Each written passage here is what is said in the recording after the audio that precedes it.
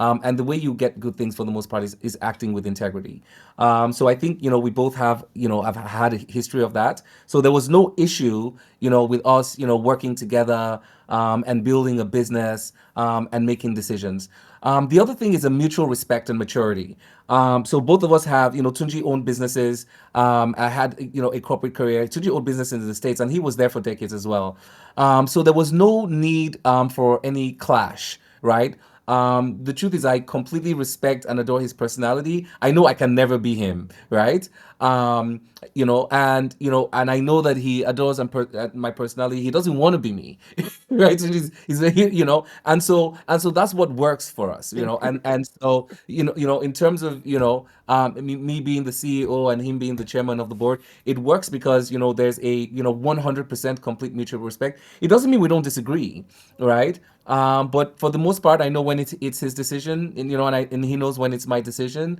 And we kind of have this thing where even if it's my decision, and he doesn't agree, oh, it's going to be a very difficult decision for me to make, and we treat each other that way as well because I trust his wisdom, as well, and his intelligence. So I'm like, oh, if he doesn't see it, what am I missing, and so we treat each other that way. In terms of relationships also, the folks at my cap table, for the most part, I would tell you, is actually a Howard University story, right? My first investor, Ah. yeah, right?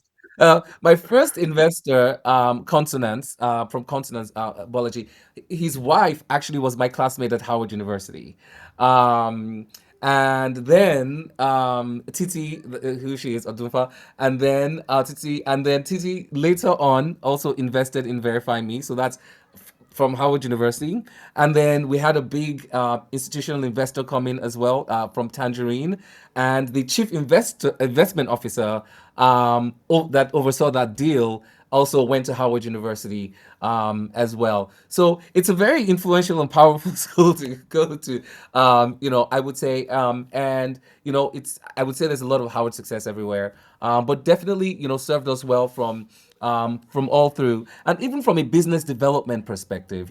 One of the reasons Tunji and I, also have been so formidable is that there's a sales and execution part. It's not just about your idea, right? But if you are able to know the people to call to get in the door and sell your business, as well,